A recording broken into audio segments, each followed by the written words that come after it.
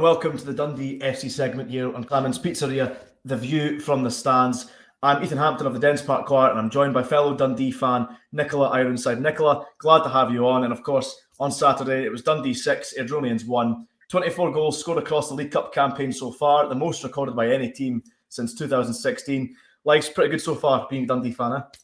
Very much enjoying it. Thank you very much, Ethan.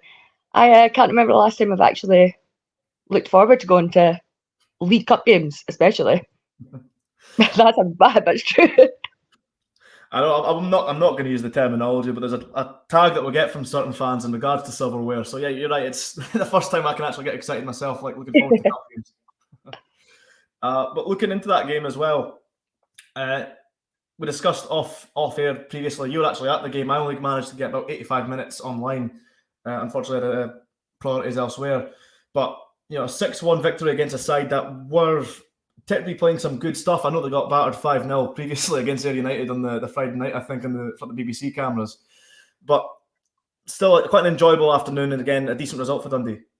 Yeah, absolutely. Do you know what? When we were watching, me and a few friends were watching the game the previous weekend against Ayr, and I was like, you'll not see Airdrie play any worse than that this season, because they play great football, and they did show it at the start of the second half against us, that they can play some really good football, passing across the ground in that.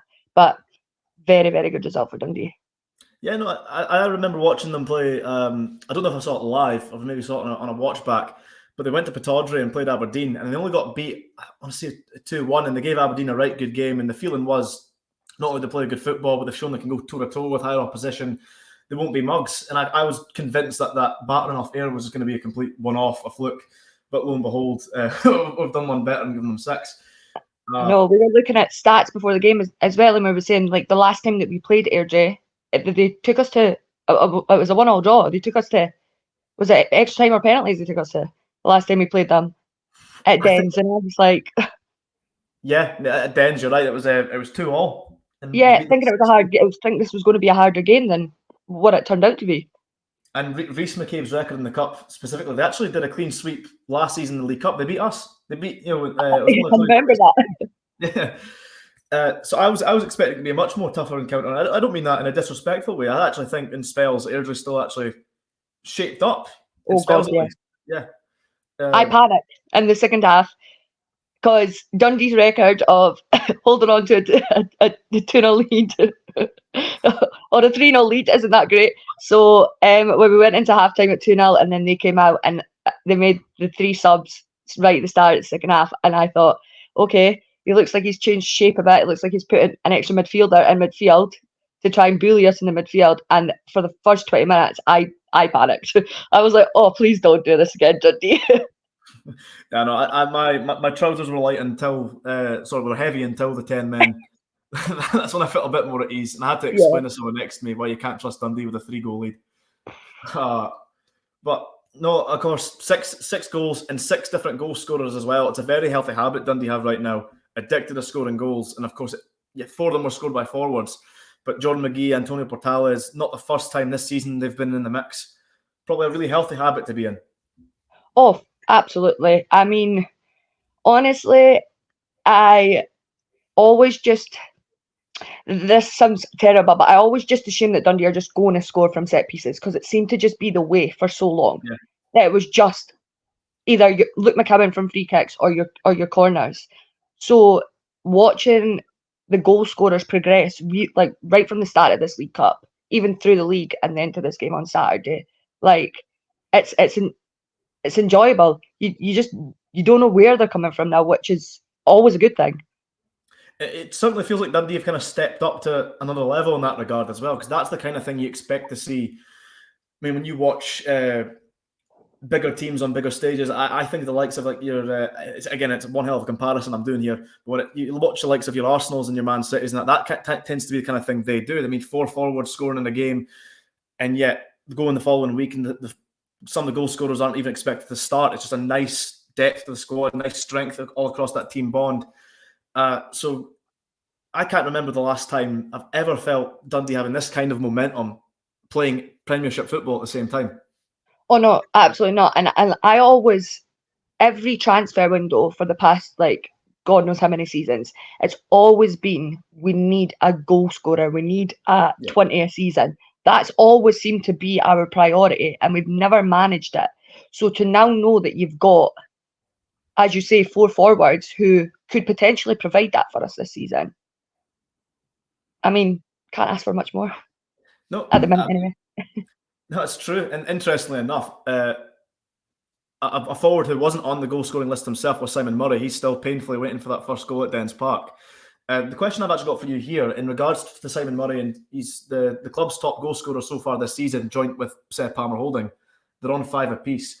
I'm actually quite curious on your take on how well you think Simon Murray's adapted so far, because I know some folk, like myself, really excited to get him on board, and a couple others are actually eating their humble pie right now. They wouldn't think he was going to be cut out for this. So are you surprised at the impact he's made coming into Dundee? No, I'm not. I'm not surprised. I've known Simon for a long time. I go to the football with his friends, so I've always known that he's definitely had the ability there. And I find it's so hard to judge him off his first spell at Dundee, because, I mean, we don't know what it's like joining your boyhood club and feeling that pressure on your shoulders. Yeah. But he's matured a lot. He's got older, and for me, Simon's game's got a lot better as he's got older. No, he's certainly matured, almost night and day, I would say. No, absolutely. So, yeah. I mean, it's so funny. I was sitting and I was walling that goal on Saturday for him, because, like, as you say, he's not scored for Dundee, or playing for Dundee, or playing at Dens for an opposing team. So I was so willing it, and you just had to laugh. Like, the guy actually gets sent off to stop Simon scoring. Like, it has to be that way. But I have no doubt that he will hit the heights of 20 goals this season. I'm pretty confident in that. Well, he's on 5 so far, and we're still in August. So I think, yeah, it's definitely on the cards. I mean, 23 last season in a team that finished second bottom. You can only assume a bit of better service and a better team like Dundee, then the numbers will just all start flying in. Yeah, definitely. I didn't even think about that. He was the last man to get taken out. No, but I remember actually thinking to myself last season, watching him play for Ross County, not just in terms of his goal scoring, but how much of a creative outlet he was for them. I turned to Liam Dowdall, who I often do the DTV commentary with, and I think I must have said to him, my prediction is we won't sign a striker, we won't get that goal scorer, as you say, the previous window. And I said, and we'll sign Simon Murray in January, just watch this space. And he thought I was off my head, and then sure enough, I was only off by about 6 months. And here he is in the door, and got to say, very delighted with his impact so far. We'll go back to him in just a moment, because another forward I've got listed here that we've got to talk about is Scott Tiffany. And the reason why is because when I was taking my notes earlier, I kind of noticed, right enough, it's back-to-back goals for Scott Tiffany. And for me, he was a player that in the first half of last season didn't really come onto a game until somewhat frustratingly, round about the time we're bringing Michael Mellon, who was meant to be this goal scorer. And at that point, Tiffany just seemed to be turning it on and then meriting that place in the team, starting week in, week out. As we say, start the season, back-to-back goals. Has he maybe just had that season to adjust? Will this be his season to shine? Yeah, I've said that to many people. I just genuinely think some players do just need that season to adapt. They need that time to get with the training program and build their body weight, etc. And as much as you can't see it within Tiffany's physique, like compared to when a Craig Whiting kind of bulked up, I do believe watching Tiffany that he's definitely put a bit of weight on himself. And for me, last season, I felt like he was a bit lightweight. Yeah. Whereas I'm watching a completely different Scott Tiffany. Like, I'm not watching him getting bullied off the ball now. Like, it's a very impressive change for me. Yeah, I mean, he's always had that kind of stubbornness and that tenacity, a really hard worker. But yeah, you're right. In terms of that kind of physicality, he was a bit more, pretty tappy on the ball. Whereas now, I mean, that opening goal, I believe, is set up from him barging his way through the defender and into the goalkeeper just to buy a little bit of space for Palmer Holding the tap in. Yeah. Do you think it is just mainly the physicality side, or do you think now it is just a case as well that he's adapting more in the sense of, because he's always been a nice technical player, he's now also got better players surrounding him too? Yeah, it's definitely got to be you better service. You get more goals from these kind of boys. But I also feel like last season it was a bit of a positional wise, he was playing left wing back, then he was left wing, then he got thrown in the midfield sometimes, then he was playing up top. See, when you see Scott Tiffany stick to the one position, I think that's when you're gonna get the best out of him for me. And on that left wing, that's the best position for me. Yeah, I wasn't keen myself when I'm reading that we're going to go 3 at the back and he was playing on the wing. But now, as I say, this 4-3-3 seems to really suit him being a part of a front three, and you just let him mould into that attack. And I mean, he does more than just the scoring. Obviously, for me, he creates probably the most chances, probably maybe on par with Luke McCowan if you did it based on averages. I don't know. That'd be an interesting one to clock up. But just for me watching him, I want to say we've maybe scored once or twice of his creation, but there must have been at least 4 chances he set up that weren't put away, at least, from what I can think of. No, I'm thinking the same, to be honest with you. Yeah, I would say so. But speaking of Luke McCowan, aforementioned, there's a whole transfer saga with him that we've been keeping eagle eyes on. That's 3 rejected bids from the Highbies, and Celtic are expected to make a move. We've not got long now until the transfer window shuts, Nicola. So I'm curious how you feel about the scenario and what you think the right way for Dundee to play the cards are. So I think if we were going to accept a bid, I would prefer it to be from Celtic, or a team down south. I don't think it's smart of Dundee to sell your best player to a team that you're going to be battling for spaces with this season. That to me just doesn't seem right.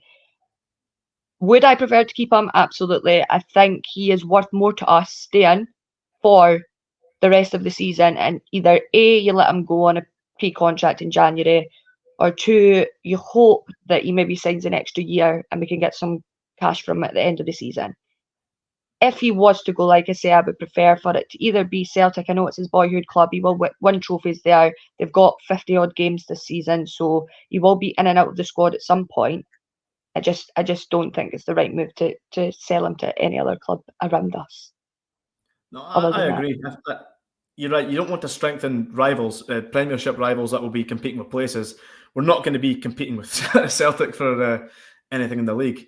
But another point you could also then make is that in regards for Dundee, they've got such a good thing going with the team right now, and McCowan's very much at the heart of it, the heart of that midfield.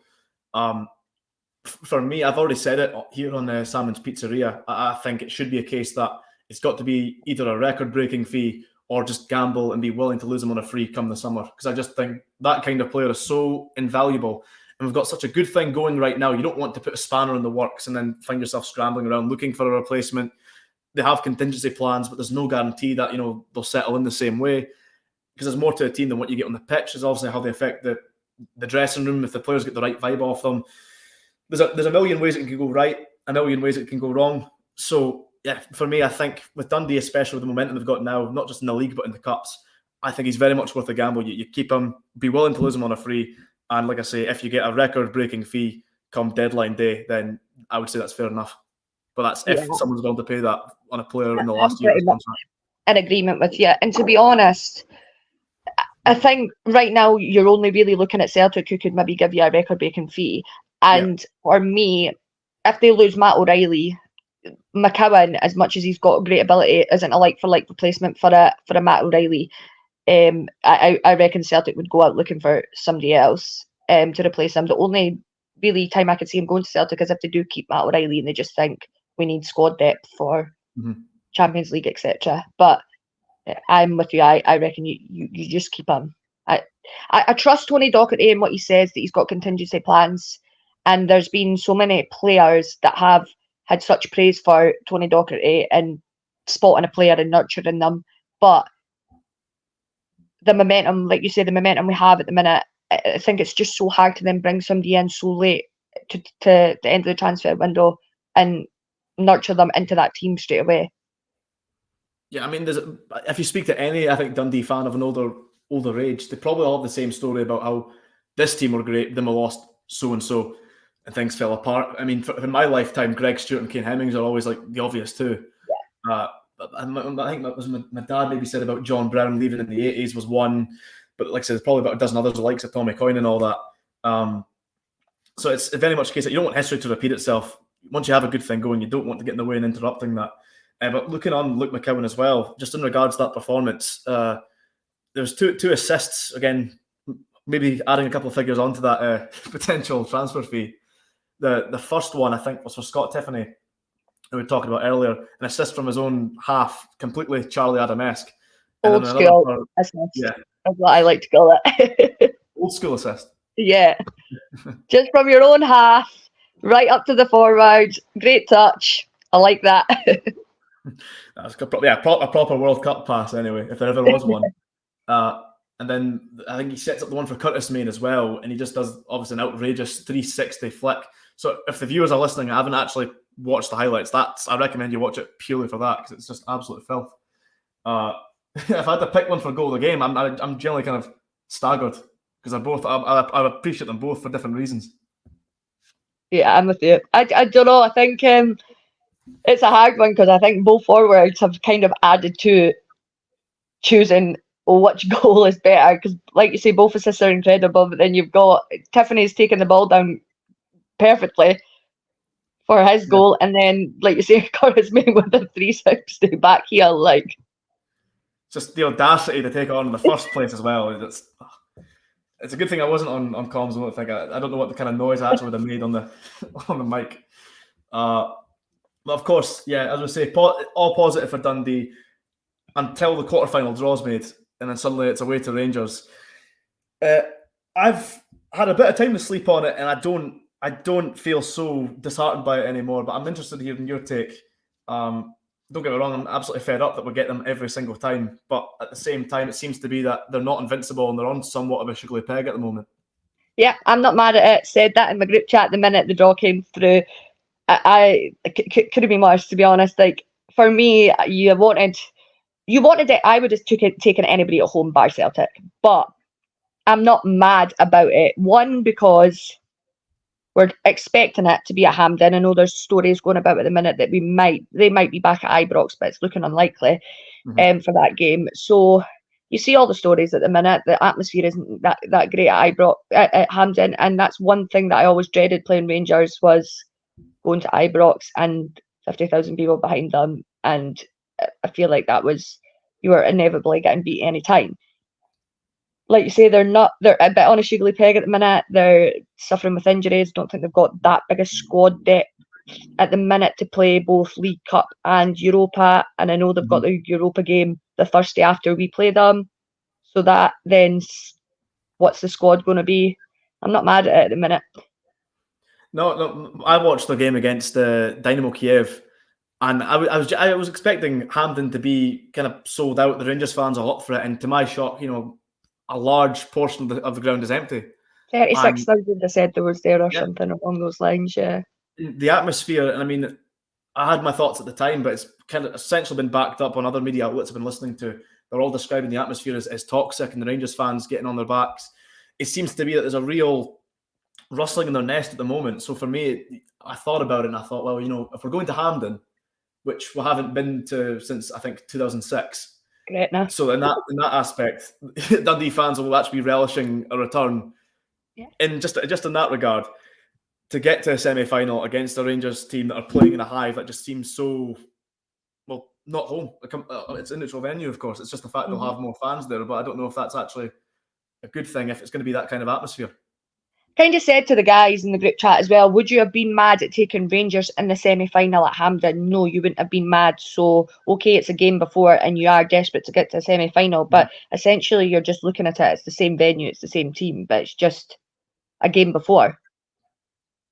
Yeah, there's no more or less. And I mean, obviously you don't get as much as a following for a quarterfinal as you would a semi-final, but you still get that extra boost for cup games. Generally speaking, I think is it 10% you're entitled to, or 5%? Yeah, I want to say it was 5%. Somebody said, but it could be 10. But I think it might be 5.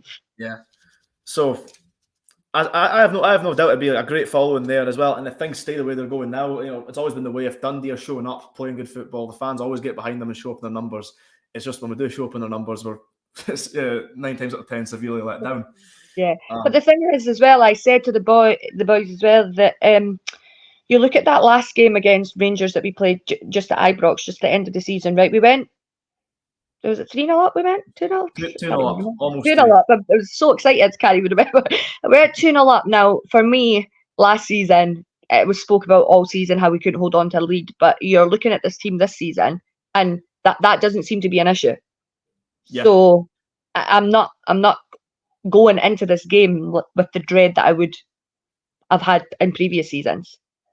I can't remember the number like bang on, but I want to say it was in a ballpark figure. It was 23 points from winning positions were lost last season, but 6 of those were early leads at Ibrox. It's not even just the last visit going 2-0 up. We're 1-0 up under Bakayoko as well. So you think, the team, if they're more mature after that season, the Premiership, have that maturity at the back, that defensive discipline, you have a lot more trust in them. But as well as that, I mean, a newly promoted team having that, playing with a bit of bravery, because I know Rangers went down to 10 men that first time. I think it still came out, we had almost maybe just under shy of 50% possession as well. We weren't afraid of going to these places and taking them on. Worst case scenario, we took an absolute doing at Parkhead, on the other hand. Yeah, that's true. In regards to the 2 trips away to Rangers, there's actually, the performance was admirable. So it's actually somewhat encouraging to think, well, we're going back there again. Well, maybe not the same stadium, but we're going away again to take on the same side. We've gotten better. They've maybe stagnated at best. So there is room for genuine optimism here. And I think there's that hunger as well. Okay, I know the players don't really get involved in what's going on off the pitch at the end of the day with what happened between Dundee and Rangers, but I think there's still always going to be that little bit of hunger and fire beneath you to know that there has been media things said last season, so. Yeah, and of course, it's a cup game as well. Everyone has the fairy tale magic of the cup, and God knows we're absolutely overdue that kind of underdog story. Oh, I agree. So then moving on, we've got Hibernian next, back to league action. They're on the back of 3 defeats, Celtic twice and St Mirren. Are they wounded going into this game, or are they going to be a bit more fired up, do you think? I think they might be a bit fired up, to be honest with you. Now, I've watched both the games that they played against Celtic. In the league, I think they were a lot worse than what they played last week in the Cup. The defence was not great either game, but Hibs looked okay in spells against Celtic last week. Like, they had possession. They did get in the box, and especially in the second half. So I don't think they're going to be disheartened from that performance, to be honest. No, it was a cracking goal they scored as well. Was it Kucherayev, I think his name is, the diving header. I mean, some defensive howlers in it, but if there's any game you get that out your system, that's what I'd be saying. It would be a games against the likes of Celtic that you're not expected to win. They'll be absolutely desperate. I think they know it's not been a good start. My feeling is going into the game, that first goal can be so pivotal if Dundee were to take the lead, because then you've got Hibs. We know ourselves that, again, I hate to kind of be bringing us back down here, but it's a case that we've been there so many times that when you find yourself in a rut, conceding goals and letting games slip away can be quite a hard thing to kind of get out of, can it? Oh yeah, absolutely. And do you know what I think as well concerns me at the minute is the lack of squad depth. So you look at the Hibs transfers at the minute, and they are bringing in players. They do have boys that they could call on the bench, and you think, oh well, they probably would have been a starter. Whereas we've got 2 goalkeepers and 2 young lads. Like, that's where my concern comes in coming into this game, is if there is a KGFA or you are one down, it's where are you getting that momentum from? Yeah. Well, for me, if Mo Silla were to get a red card or has to come off injured, that's kind of the whole thing knackered.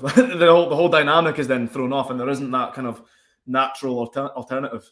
Yeah, that's you pretty much done. You got to kind of put Finlay Robertson in there, and don't get me wrong, Finlay is an absolutely great player, but for me, Finlay's a bit more forward attacking than sitting like Mo Silla does. So yeah, no, I think Finn can do a bit of everything. I highly rate Finn, but it's just the case that when you have a dynamic that works like clockwork, you take out one piece. It isn't just applied to Mo Silla specifically. It was just more so that he's one with no alternative replacement. Yeah, we don't have a like-for-like replacement for him at all. So it's kind of the same with Luke McCowan in that regard as well. You can maybe be a bit flexible, trying to work away a few things, but just wouldn't be the same.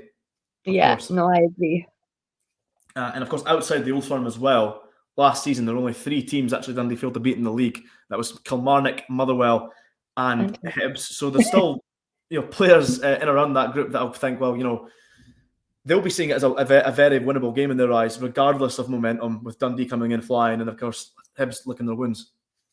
Yeah, no, and do you know what? I kind of agree with what other people have been saying on media outlets, that I don't think for any second that Hibs are going to struggle this season. I think they will be mid-table, and they have got a lot of good things going on in the background in the boardroom. They've got football guys coming in, so it only takes one game for them to play well to make it click. You just worry that because of the whole transfer saga with Luke McCowan and knocking the bids back, that this might be the game that they click. Yeah. I mean, they're never quite where they want to be, from what I can remember. I think they had that one season under Jack Ross when they finished third, but that aside, they've always been kind of slipping behind the likes of Hearts and Aberdeen, but they're still always a team I kind of dread playing on average in terms of playing against them. And it's very much right now, you always kind of feel that they're a bit of a sleeping beast that way, that they should be up there. They're not there, and there's a lot of work to be done to get back there. But you can never really rule them out of the race. No, I don't think so. And I think as well for Dundee's home form has always been better than their away form, and that showed last season, and it's showed a little bit at the start of obviously this season, but not majorly. But you always say that your home form's potentially going to be better. So going away to them first, like for the first time this season, I don't know. I'm a bit undecided on how it's going to go at the minute. Well, it doesn't really bode well for me then about to ask you for your predictions for the game. Oh no, I think it might be a draw, to be honest. I would probably go 1-1. 1-1. I'm forever the optimist. I'm gonna say 2-1 Dundee. Let's hope so. Willing for that to bite me back in the arse. The only last note I really have here in regards to looking at this game, when I try to analyse everything, you're on about the kind of backroom staff has been making. A very notable one for me was when they brought in Malky Mackay as the sporting director. Of course, David Gray is the manager. He has experience managing Hibs specifically in interim roles, but this is the first time he's taken on permanently, the first time he's ever been a manager on a permanent basis. So I just think it's quite curious that we've got this side that Dundee failed to beat last season.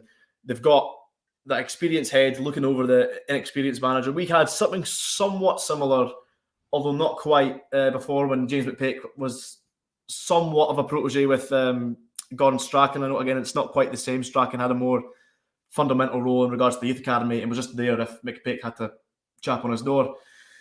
But I looked at Malky Mackay's record against Dundee for what it's worth, and he's never lost a game against us, with the one exception being a 3-0 forfeit in 2021 from a COVID-19 outbreak.